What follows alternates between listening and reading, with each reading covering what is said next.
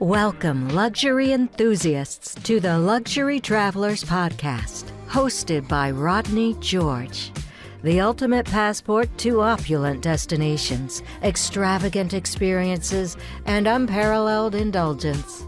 Whether one is a seasoned jet setter or daydreaming of the next lavish getaway, the Luxury Travelers Podcast has it all covered. So buckle up and prepare for a journey into the lap of luxury. Now, your host. Well, good afternoon, good evening, good morning, whatever time of day it is when you're finally getting around to watching this podcast. And I got to tell you, if you're a golfer, you're going to love the fact that you tuned in for this one. Our special guest today is Bill Hogan, who is the Business Development Officer for Premier Golf. And Premier Golf is something that if you are a golfer and happen to have any interest whatsoever in playing golf other than at your own course or club, you're going to want to hear what Bill has to say. So, Bill, welcome to the show this morning. Thank you, Well, Rodney. good afternoon. Looking forward to this, and it's great to meet some of your followers. Yeah, Bill and I ran into each other at a huge meeting in Las Vegas a couple of weeks ago. And as soon as I saw him and what he was doing, I said, we need to talk. Yeah, it was a great conference we had there in Las Vegas, and it's great to meet so many high-quality travel advisors such as you and the people within your firm. Well, Bill and Premier Golf are all about luxury golf travel pretty much the world over. So, Bill, tell us a little bit about what Premier does. Yeah, so we're a company that sets up golf packages and golf tours and also events. So if somebody wants to go to the Masters or the Open Championship, or maybe your foursome wants to go play golf in Ireland, or maybe you have, 8 people from your club and you want to go to Pebble Beach in the Napa Valley. We do all the arrangements for you and make it very easy, kind of one-stop shopping to put together your bucket list trip. So what's the most exciting trip that you can recall so far? Well, that's a tough question. I've been doing this now for 36 years. So probably my favorite golf trip, if I had to take one more golf trip in my life, it would probably be a South Africa golf safari. Because, Really? Yes, it's very exotic, but when you get down to South Africa, the weather is great. The people are wonderful. You have the whole food and wine culture that goes back a long time. The golf courses are off the charts. I mean, people don't realize how many really great golf courses are in South Africa. And then when you combine it with the safari component, it's just off the charts, Well, most people would never think about going to South Africa to play golf either, but there's some incredible courses there. There are incredible courses there, from the links at Fancourt where they had the President's Cup years ago, all around the Stellenbosch and Paro Valleys, up the Garden Route along the coast, just outside of Kruger National Park. I mean, there's all kinds of great golf courses, but what really caps it off is the safari element at the beginning or end of your trip. I would say so, having been to Africa a number of times myself. So, Bill, I know that a number of the people that are watching this would probably love to have your job. How in the world did you get into this really high level of golf, especially all over the globe? That's a great question, Rodney, and I'm asked that often. So it was funny. Go back to 1988, and I was just out of grad school, and I was working for United Airlines actually as an analyst. And so I was, trying to find procedures and things that they were doing at the maintenance operations center in San Francisco. And my dad came to me and said, "Oh, I'm going on a golf trip with my guys from the club. We're going to go over to Ireland and Scotland and play all these great courses and blah, blah, blah." So it kind of piqued my interest. I was a golfer since I was a little kid, obviously. And so I went and looked at his brochure and I said, "Oh, wow, this company's located right down the road in Carmel. So I think I'll go introduce myself." I put on a suit, which is very un-Carmel. I put on a suit and tie and walked into the office, and I was probably the only person within 25 miles that had a suit and tie on. Yeah. And so I went in and introduced myself. And the fella who was running the company at the time was called Wide World of Golf. And his name was Michael C. Rossetto, Mike Rossetto. And he was kind of a legend in the golf travel industry. He was the first guy to really do this type of stuff. He started in 1957. So I came in the door and he said, "Hey, why don't you," we talked for about an hour, hour and a half. He said, "Why don't you come back tomorrow?" And funny story, I come back tomorrow, suit and tie on again, walk into the office in downtown Carmel. And Mike offers me a job right on the spot. He goes, "Look, my right-hand man, Mr. Reynolds, just left. I'd love to see if, somebody could step in and help me out with stuff." And he said, "Besides, do you have a valid passport?" I go, "Yeah, my passport's good." "Okay, good, because we're leaving to New Zealand and Australia on Friday for a month." So he was in a panic. He had a guy who had just left the company the week before, and he had two groups back to back doing Australia and New Zealand. And he said, "Can you go? Are you free for the next month?" I said, "I'm in." I didn't know what I was going to get paid. I didn't know if I had any benefits, Yeah. whatever, but I was going to New Zealand and Australia for a month, and that's all I cared about. And so that was in 1988, and here I am, 36 and a half 36 years later. still doing Wow. it. Yeah. I ended up buying that company, and then I ended up selling that company to Premier Golf, where I sit today. That's a great story. And I'll tell you, I always told my children when they were growing up, you never get a second chance to make a first impression. So obviously you made a great first impression on that gentleman to get the job on the spot. Do you think it Yeah. was the coat and tie? The daughters, the coat and tie was probably more of the fact that I'd lived in Europe for 4 years. I was pretty well traveled for my age, and I knew golf, and I knew I was pretty passionate about golf. So I think it was just a good fit, and I've always been kind of a people person. So I think that's probably more of it. Yeah, yeah. So Bill, I call you up and I say, I got 16 guys that want to go to Ireland and or Scotland for a golf trip. Can you walk us through what happens from that phone call until they get back home? I know that's a Absolutely, yeah. So yeah, it starts off. So I start asking a couple questions on the group. I try to get a good feel what they're accomplished. So you'll have different groups of guys, right? You'll have some right. people that are going over and they're real hardcore golfers. They want to do 18 one day, 36 the next. They want to move around, get as many of the top 100 courses as they can in a trip, and they really go, go, go. And we kind of call those kind of the commando golfers. They want to get as much in as they can. But there's other groups that, hey, I want to do, 2 days of golf. Then one day, let's do some sightseeing, go see some things, maybe go to a soccer game or whatever the case may be. And so you kind of get a feel for what the group is. Then you got to come down to what type of hotels do I like, right? So there's good, better, or best accommodations. You could say anything from a 3-star guest house to a 5-star, 6-star castle type experience. And when you break it down, the ground transportation, whether you have a bus and driver or a chauffeured van or a self-drive rental car, whatever happens to be, that all costs the same. The golf courses all cost the same. It doesn't matter where you're staying. The only difference in the price of your trip at the end of the day is where you sleep at night.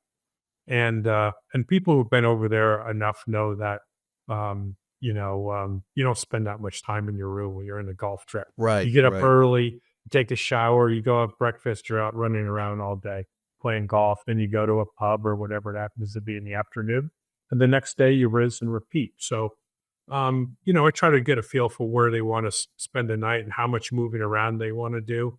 It's also important that you're not checking in and checking out of hotels every day. You want to get to know the town a little bit. You don't want to go into St. Right. Andrews for one day. You want to go in there and spend a few days, get to know the town a little bit, the pubs, the restaurants, go to do the shops and the museums, and so I usually consult people to take it easy, don't move around too much, make it a vacation, because the worst thing you do is when you get back, you need a vacation from your vacation Right, because you're right. so exhausted.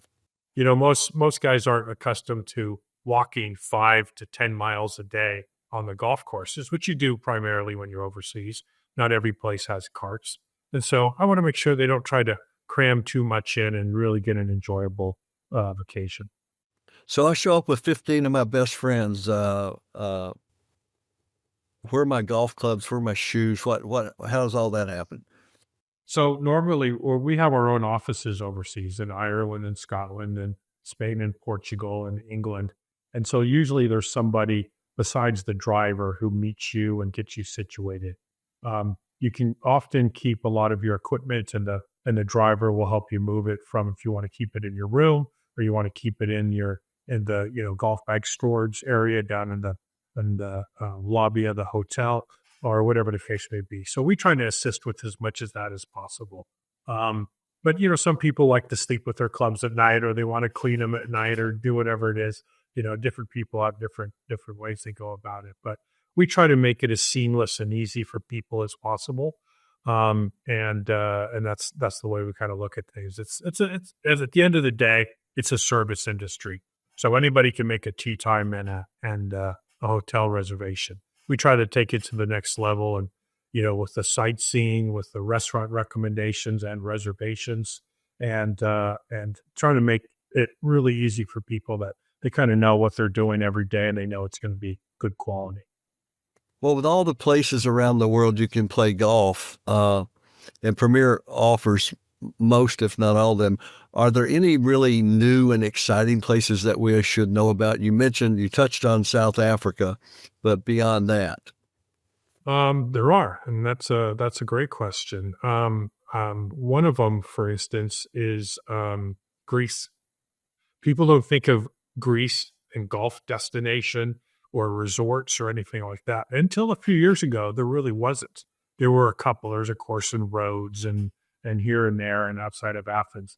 But there's a new resort in Greece called Costa Navarino. It's about 6 miles from end to end, believe it or not.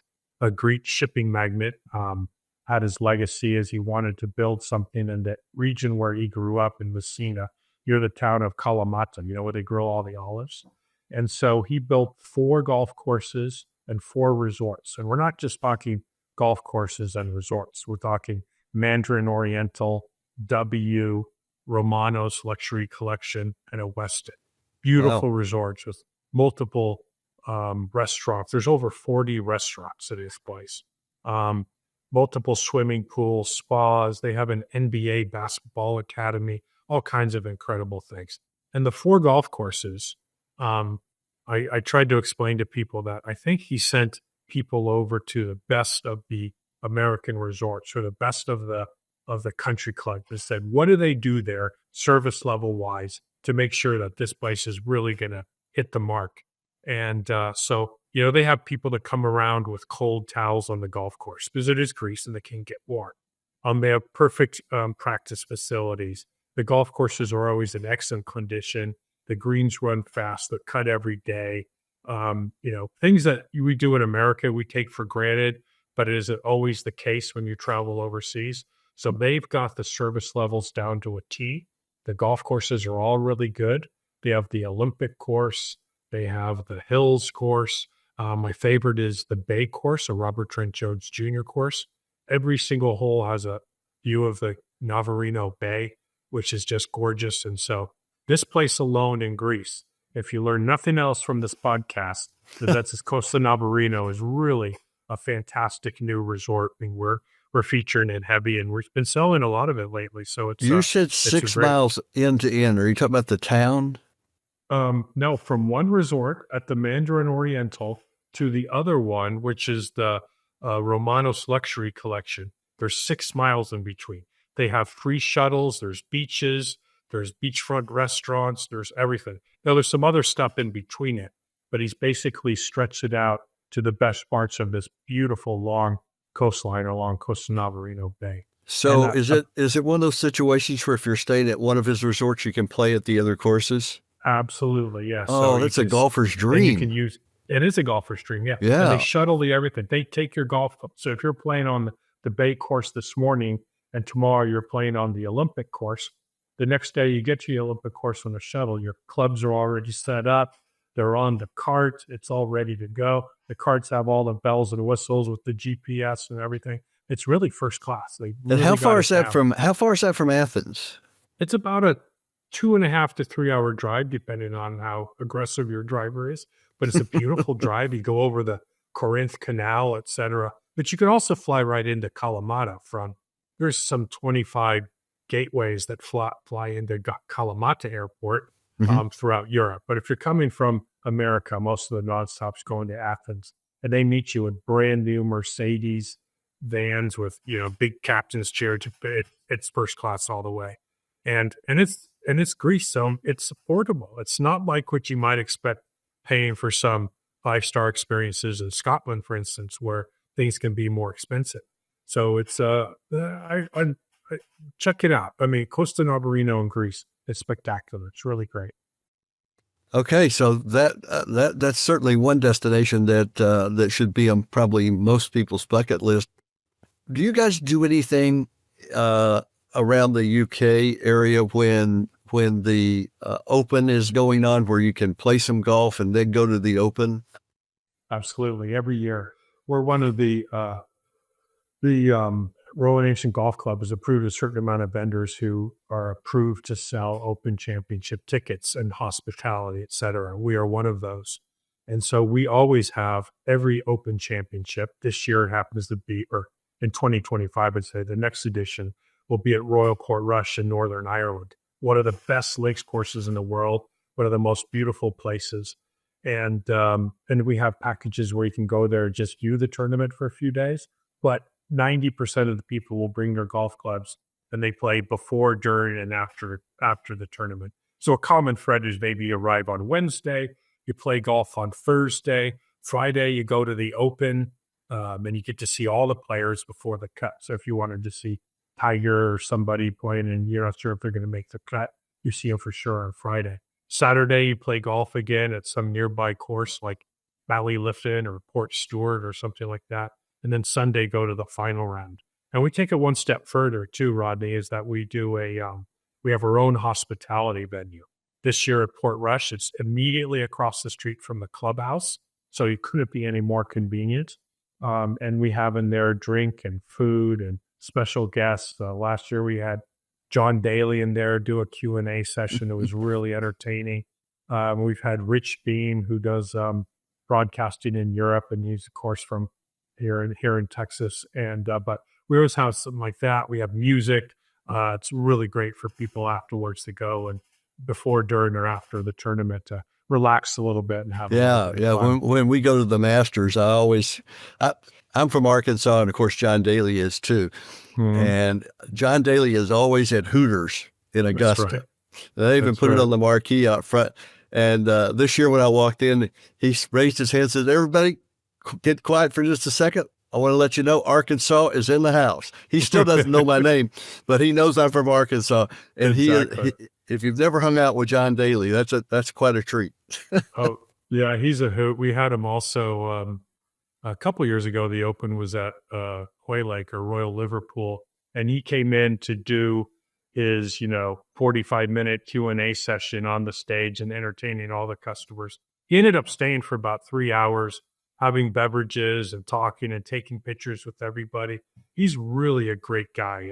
But when you get personalities and you get to meet them in person, they're not what you just think or hear about them on television or something like that. They're regular people like everybody else. He's a good guy. He's had his ups and downs throughout his career, personally and physically and everything else, but he's still a fun guy. Which, by the way, speaking of the Masters, that's something else you do. That's a little more tightly regulated than I think you're probably finding. You're an approved vendor at the Open, but how's that work at the Masters? Because they're pretty tight with everything there. They are. They police it pretty heavily, but for years, we and our partner company, which is Your Golf Travel out of England, we've had Masters packages. And so we provide hotel, ground transportation, so nobody has to drive. Like the Open Championship, we have our own hospitality facility in Augusta where we bring everybody in. They have breakfast, lunch, or dinner. We have entertainment, speakers, etc. And we shuttle them right up to the gates of Augusta National Golf Club. So we make it really easy for people, really seamless, and take it from, again, it's just not a ticket and a hotel thing. We go the extra yard and we have various different packages where you can go anywhere for the whole week, which not many people do, to 1 or 2 days and watch the Masters. You can play golf in the area as well, but it's really about going in there and seeing it with your own two eyes and how beautiful Well, those and of how you much who fun. count your steps will certainly get your steps in at Augusta National and then some, because there's not a level place on that field. It's up and down hills all day long. That's right. But the beauty of it too at Augusta National is that they have grandstand seating open to pretty much everybody anywhere. So if you go and you find a seat in the grandstand, sit there for an hour and a half and watch groups come by. If you get there early in the morning, you buy one of the Augusta folding chairs. You put it Right. out by, say, by the 18th green. When you come back at 3 o'clock in the afternoon, it's sitting there. Nobody's moved it. Nobody's touched it. You can sit down and watch the last of the groups that come through. So probably the most educated, best behaved fans in the world of golf these days It is truly at is. Augusta And National. I've seen people not asked to leave. I've seen people thrown out for simple things like running on the golf course or hollering. I mean, it is a sophisticated environment, which is as it should be. The only thing I don't like about Augusta is that you can't take your camera with you to get all those great shots that you see all week long. But you can, Rodney, in the practice rounds. So Practice rounds, yes, you can. Yes. If you go Monday through Wednesday, and Wednesday. Wednesday, of course, is the par three tournament, you can bring your camera and take it. You got to turn the phone part off so it doesn't ring and things. But yeah, you can take all the pictures that you want, or you can come in the weekend before, and they have the ladies tournaments, on the Saturday, Sunday, the weekend before. So there's ways you can get in there and take photographs, and there is no more photogenic course No, um, none. that you can find it. Especially No. when the azaleas are in bloom and everything. It's spectacular. Yeah, It really is. it's as beautiful in person as it looks on TV. For those of you who haven't had the chance to go there, Correct. if you had a crystal ball, Bill, and you could take one more golf trip, it's like in City Slickers where Jack Palance goes, that one thing. If you could take that one more golf trip, and you knew it was going to be your last golf trip, where would it be to and why? That's interesting. So a couple different ways to answer that question, Rodney. I would probably say I'd want to take my family, and we would do the South Africa safari thing. Build in, Interesting. 14 to 18, 20 days or something like that. Do a couple different safari camps. I always wanted to go gorilla trekking in Rwanda, which would be a side venture, of course, but I always thought that would be fantastic. So play all the great places, go to the wine estates, go to the beaches, go out and do all the things that you would do when you go to South Africa. Their old tagline there is South Africa is a whole world in one country. And it Yeah. really sets the tone because you could do everything there. It's fantastic. But for me, my bucket list at this stage would be a trip throughout Japan. And that might surprise some people. But first of all, Japan has some of the most gorgeous golf courses. I think they have 5 courses ranked in the world top 100. And it's the whole experience when you play golf in Japan too. You go and they have the baths and the multiple meals, and it's a full day thing. You don't just go play 18, get a hot dog, and take off. It's a full day experience, Right. and they're treated like kings. But the food in Japan, most people don't realize that there's more Michelin star restaurants in Tokyo than any other city in the world. Most people would assume Paris or New York or London or something like that. It's Tokyo that has, the best restaurants in the world. And then the people there, it's very, very, very gentle, friendly, and there's not a safer place that you can be than in Japan. There's Probably not. yeah, there's no crime. It's just a great place to visit. So probably my bucket list trip, and if I could only do one more, would probably be an extensive trip through Japan. That's interesting. And I was in Japan a couple of years ago for 2 weeks, and you're right. There's not a nicer country to visit as far as the people. They're friendly. They have such pride in everything that they do. I was told that if you have a fender bender in your car, you can't even drive it on the streets and highways of Japan until it's properly repaired. You don't walk down the street drinking your Starbucks coffee because they will stare you down because that's considered impolite. You eat and drink while you're seated, and not walking around. I actually had to throw a cup of coffee away because I was told that everyone was staring me down at. And I thought, well, it doesn't matter to me. And the people in the group goes, well, it's kind of embarrassing. You should get rid of that. Yeah. And the thought there, Rodney, is what if you spilled it and then it would make a mess on the ground? Or if you were to bump Exactly. into somebody and it spills on them, then that's, so they really respect, looking after each other. And if you ever went on some of those trains in Japan and you get on a train, you see the picture of people cram in there, No, I've been but on that train.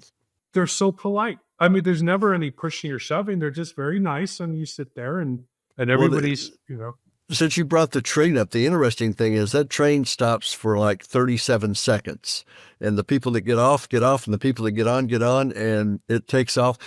I've forgotten where we traveled from, but we were going to Tokyo, and it was a 2-hour and 3-minute trip. And we were 13 seconds early. They Oh my don't measure, goodness. but we were 13 seconds early. Yeah.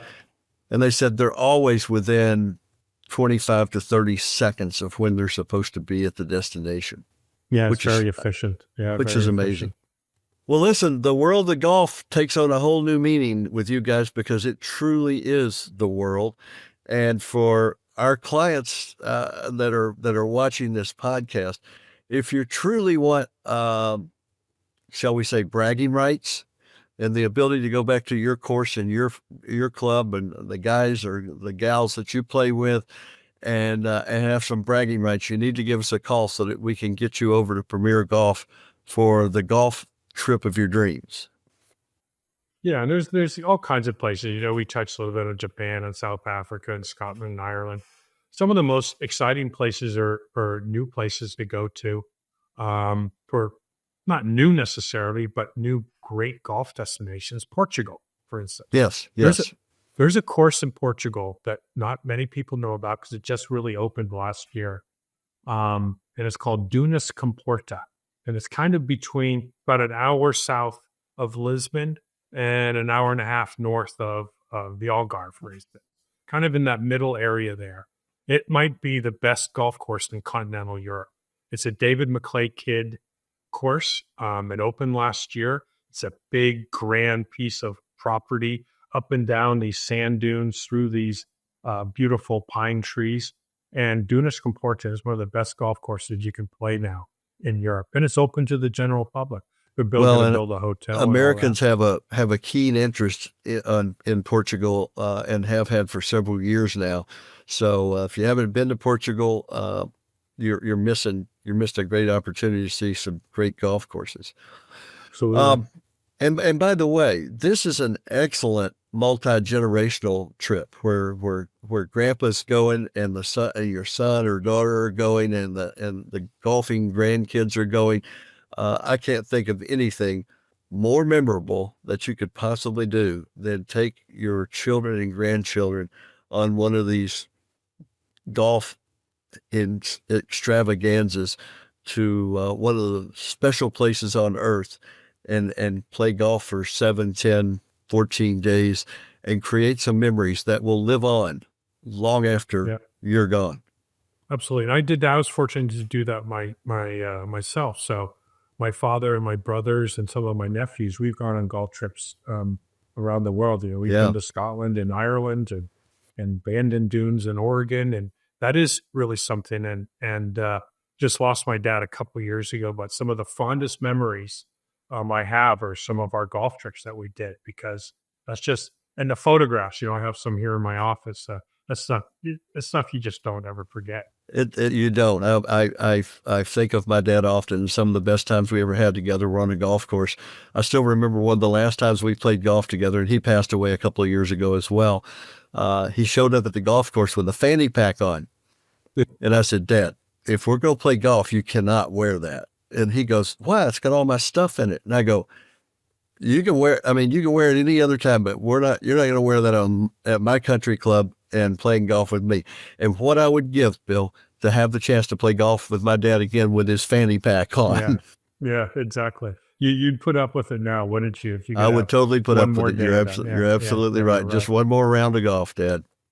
And Which reminds me of a story that two guys were discussing whether or not there'd be golf in heaven. And so they made a deal with each other about whoever got there first would somehow get a message back to the survivor. So a few years later, one of the guys passes away. And about a week later, he appears in a vision to his best friend. And he goes, Larry, I got to heaven, and I've got good news and bad news. And he said, well, what's the good news? And he says, there is golf in heaven. And he goes, well, what's the bad news? He goes, you've got a tea time this Friday. Yeah, wake up. Well, that's, if nothing else, that teaches you, you gotta use your days, what you can, and in travel. I mean, what did we learn from 9/11 or the pandemic? If you could do it now, I recommend people do it, because there's no guarantee of tomorrow. And you want to do that trip with your grandsons to Bandon Dunes or Pebble Beach, do it now, because if who knows? Something comes through my mind, I go do it, because I'm in the fourth quarter. And you know how games go in the fourth quarter. Most of them are won or lost. And I plan on winning and leaving a lot of memories for my kids and grandkids. So I'll close the way we always do here. And that is that no matter what you're doing, no matter how important you think it is, there's nothing more important than spending time with your family. And this is a great way to do it. And I want everyone out there to enjoy yourself, because it truly is later than you think. Bye for now, Bill. Thanks for being on the show. Thank you, Rodney. Appreciate it.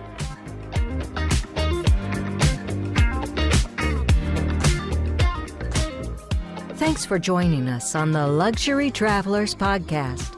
For more information, head on over to luxurytravelerspodcast.com to connect with our team or leave us a message. Until next time, safe travels and savor the extraordinary.